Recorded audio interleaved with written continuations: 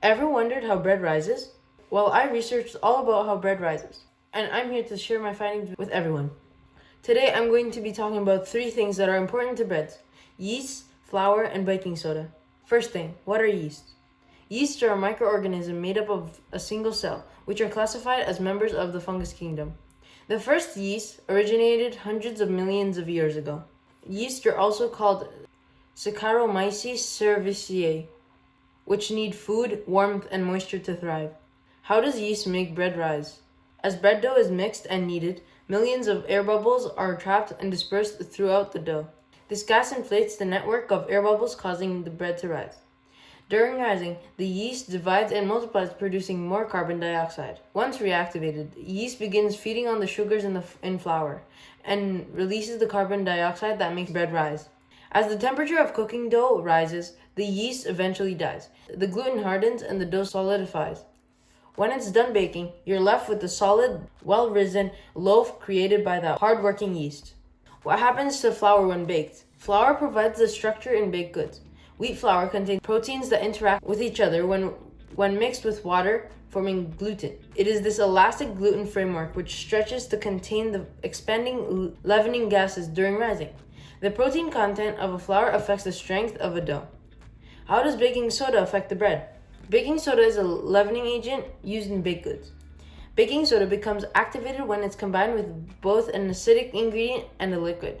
Upon activation, carbon dioxide is produced, which allows baked goods to rise and become light and fluffy.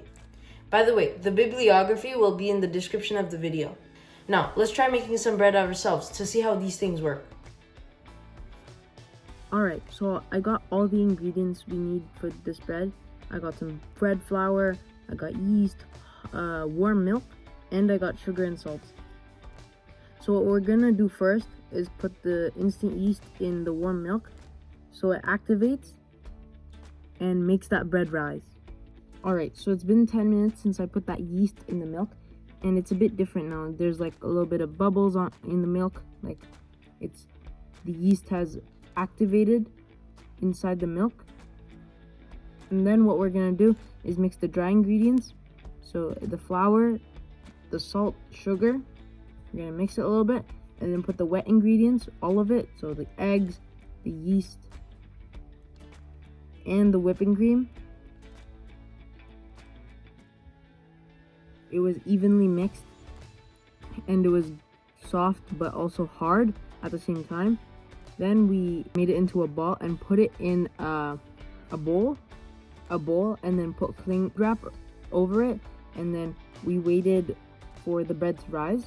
After waiting, the bread rose, and we cut it into smaller pieces.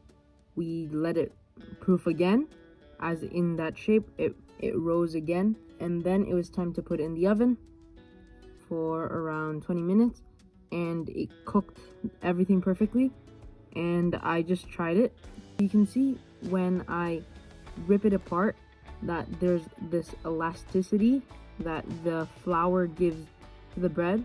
Although this bread doesn't have baking soda, it still rose and works perfectly fine.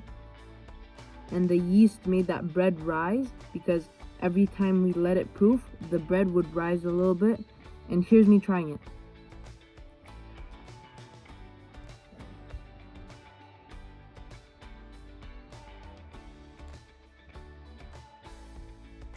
Anyways, that answers the question how bread rises. Thank you for watching my Genius Hour and Passion Project.